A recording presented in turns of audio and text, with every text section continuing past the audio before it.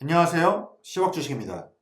자, 오늘은 최근에 이제 좀 주가가 많이 떨어졌잖아요. 그러니까 이 시장만 좀 떨어지면, 시장이 하락하고 폭락하면 TQ는 위험하다. 레버리지는 하면 안 된다. 이렇게 주장하시는 분들이 굉장히 많고, 또 유튜버들도 떠들고, 신문 기사도 나오고, 그렇거든요. 자, 그런 불안감을 조성시켜가지고 많은 사람들이 손절하고 나가게 만듭니다. 그러면 전 그런 분들한테 정말 묻고 싶어요. 정말 해봤어요? 장기 투자 해봤어요? TQ로? 안 해봤잖아요. 네? 군대도 안 갔다 온 놈이 군대에 대해서 평가할 수 있나요? 회사도 안 다녀본 사람이 회사에 대해서 평가할 수 있나요? TQ를 투자하는 사람이 TQ에 대해서는 가장 잘 압니다. 안 그렇습니까? 그리고 제가 생각할 때는 개별 종목이 TQ보다 수백 배는 더 유용합니다. 제가 오늘 그거에 대해서 좀 설명드리고자 방송을 하는 겁니다.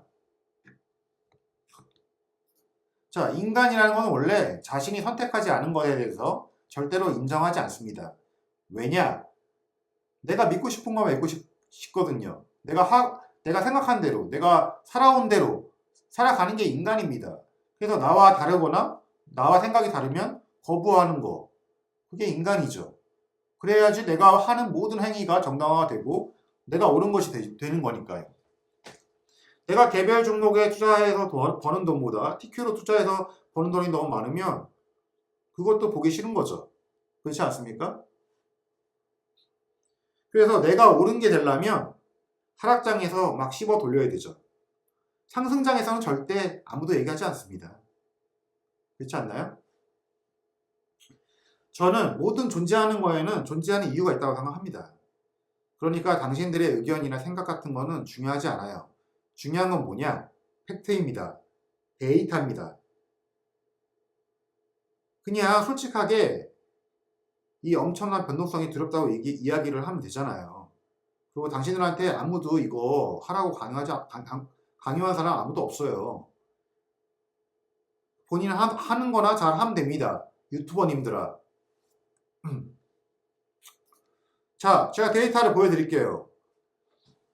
2011년부터 2021년까지 자 15,934% 160배를 벌었습니다. 그죠?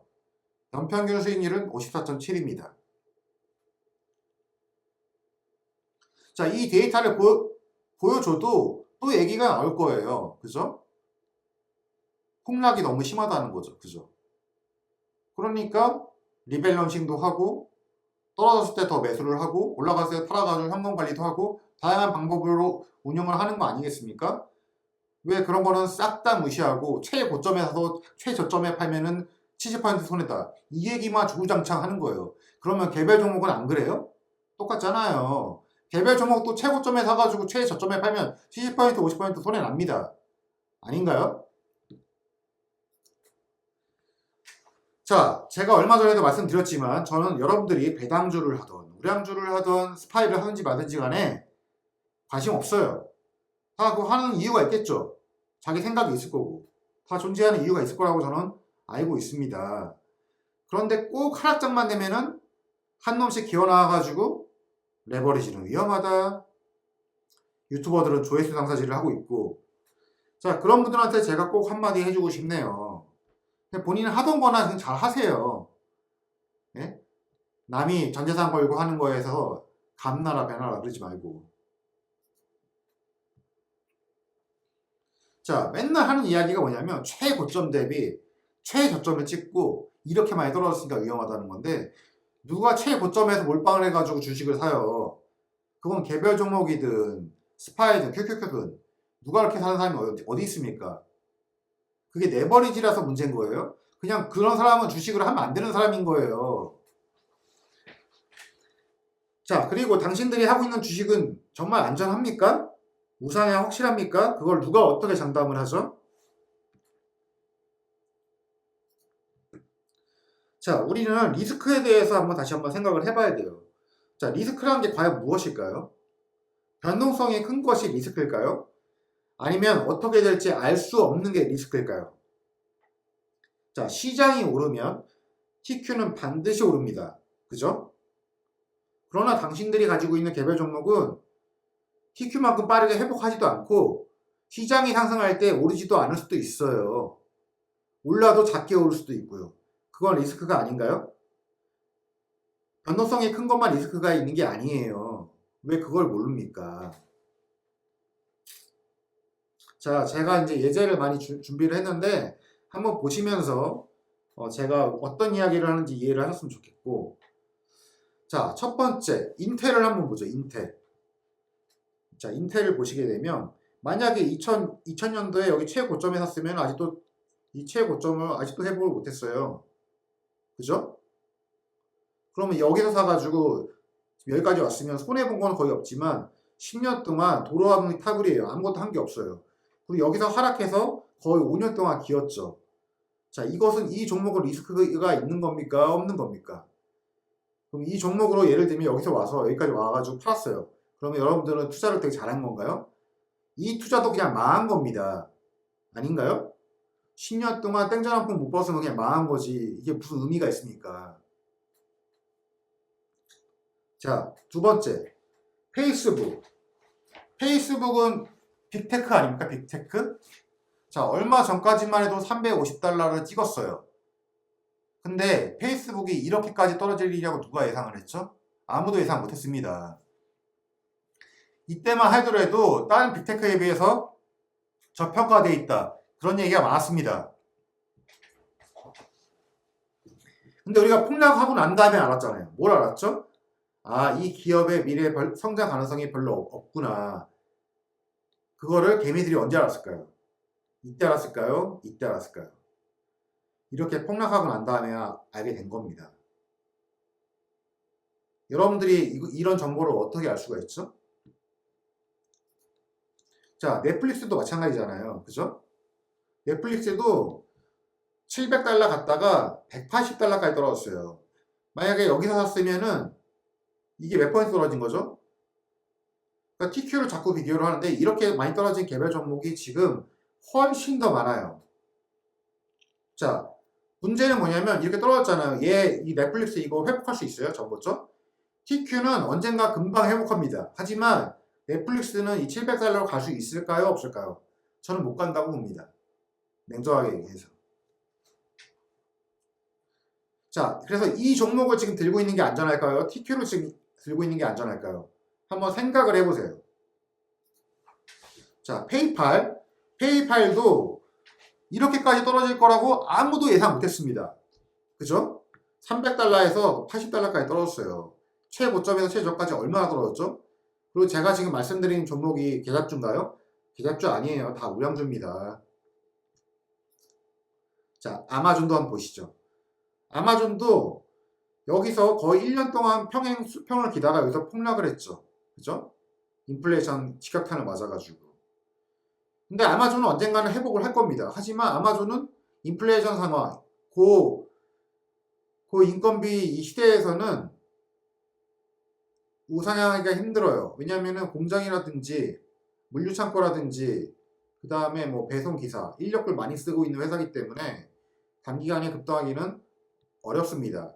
그럼 현재 시점에서 아마존을 들고 있는 게 유리합니까? TQ를 들고 있는 게 유리합니까? 생각을 한번 해보시기 바랍니다. 자, 두 번째.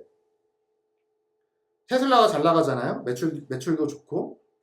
근데 테슬라의 단점은 뭐냐면 중국의 의존도가 굉장히 높습니다. 그죠? 근데 중국이 어떤 나라죠? 공산주의 국가 아닙니까?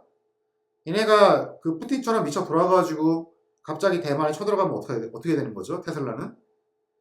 테슬라가 중국 비중이 높다는 것은 지금 높게 평가받고 있는 그 밸류에이션이 한 방에 무너질 수 있다는 얘기입니다. 자, 그런 일이 없을 거라 생각하나요? 그러면 우크라이나 러시아 전쟁은 터질 거라 누가 예상을 했습니까? 지금 스타벅스가 폭락을 했잖아요. 왜 폭락을 했습니까? 중국 때문에 폭락한 겁니다. 자, 이런 리스크가 있는 거예요. 테슬라도. 그죠? 자, 테슬라 같은 경우는 지금 멀티플을 117이나 받고 있어요. 이 의미는 어떤 거죠? 앞으로 고성장할 거라는 그 가능성을 가지고 이만큼의 멀티플을 시장에서 부여받은 거 아닙니까? 하지만 저런 중국 리스크 뻥 터지는 순간 이 멀티플은 순식간에 도구로 와가지고 폭락을 하게 될 겁니다. 한 방에. 넷플릭스처럼. 그런 리스크를 테슬라는 가지고 있습니다. 물론 그런 일이 이제 일어나지는 않겠지만 예를 들면 제가 설명해 드리는 거예요. 자, TSM. 전 세계에서 유일하게 파운드리로 그 전환호 공정에서 생산할 수 있는 업체죠. 하지만 주가는 폭락을 했습니다. 왜 떨어졌죠? 러시아 우크라이나 전쟁하고 중국 때문에 떨어진 거죠. 그죠? 근데 이 종목도 마찬가지로 미국과 중국에 문제가 생기면 얘도 폭락하게 돼 있습니다. 아무리 매출이 좋고 상승성이 좋아도. 개별 종목도 이런 리스크를 안고 투자를 하는 겁니다. 또 말씀을 드릴게요. 자, 내부자만 아는 말도 안 되는 인수합병이 있을 수가 있어요. 그거를 우리 같은 개미들이 알 수 있나요? 자, 예를 들어서 설명해 드리겠습니다. 자, 오라클 이때 되게 좋았어요. 지표가 되게 좋았고 어닝이 잘 나왔기 때문에 이렇게 급등을 했거든요. 근데 여기서 왜 급락을 했냐면 이때 인수합병을 해요. 말도 안 되는 회사랑. 그래서 폭락을 하게 됩니다. 그래서 이제 여러 가지 이제 터져가지고 여기까지 왔는데 얘가 여기까지 언제 올까요? TQ가 정고점을 회복하는 게 빠를까요? 오라클이 여기서 여기까지 오르는 게 빠를까요? 저는 잘 모르겠습니다. 오라클이 우량 주고 되게 좋은 주식은 맞지만 변동성이 작기 때문에 얘가 100달러까지 갈 수 있을까? 잘 모르겠습니다. 이게 과연 잘된 인수합병일까? 잘 모르겠습니다. 그러나 개미들은 언제 알았죠? 이렇게 떨어진 다음에 알게 되는 겁니다. 자, 텔레닷 같은 경우에도 마찬가지인데 이쪽에서 뭐 리본고랑 인수합병을 해요. 자, 그 문제가 겹쳐가지고 33달러까지 떨어졌는데 이 가격이 언제냐면 4년 전 가격입니다. 4년 전 가격. 여러분들은 이 텔레닥이라는 주식을 지금 들고 있을 수 있을 것 같아요. 얘를 가지고 미래에 대한 희망을 찾을 수 있을까요? 저는 TQ는 하나도 걱정이 안 되거든요. 제가 얘를 들고 있다면 전 걱정이 됐을 것 같아요. 이거 어떻게 들고 있죠? 자, 트위터 같은 경우에는 일론 머스크가 합병을 했잖아요. 인수를 했잖아요. 근데 이제 뭐 그것 때문에 주가는 좀 오르긴 했지만 그런 사실을 알고 있던 사람은 아무도 없잖아요. 그죠? 이게 정말 트위터의 앞으로 미래가 발전이 있는 건지 없는 건지 그것도 잘 모르겠고 어쨌든 이런 내부적인 정보는 개미들은 절대 알 수가 없습니다. 언제 알아요? 사건이 다 터지고 주가가 다 폭락한 다음에나 알 수가 있는 거예요. 그러니까 개별 종목이 훨씬 더 어렵죠. 리스크가 훨씬 더 큰 것이고. 자, 제가 여기에 소개시켜드린 그런 종목 말고 저거는 네가 그런 사례를 끌기 위해서 그냥 갖고 온 거지. 내가 가진 종목은 달라. 나는 종목을 충분히 공부했어. 그럼 제가 여쭤볼게요. 어떤 자료를 가지고 공부하시는데요? 자, 우리에게 지금 공개되어 있는 재무제표는 이미 현 주가에 다 반영되어 있는 거예요. 주가라는 것은 뭐죠? 미래를 가지고 와서 현재의 가치를 매기는 거잖아요.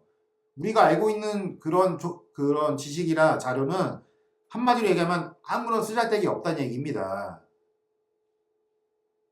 페이스북이 돈을 잘 못 벌어서 주가가 폭락한 건가요? 아니잖아요. 미래에 돈을 잘 못 벌 것 같으니까 떨어진 거잖아요.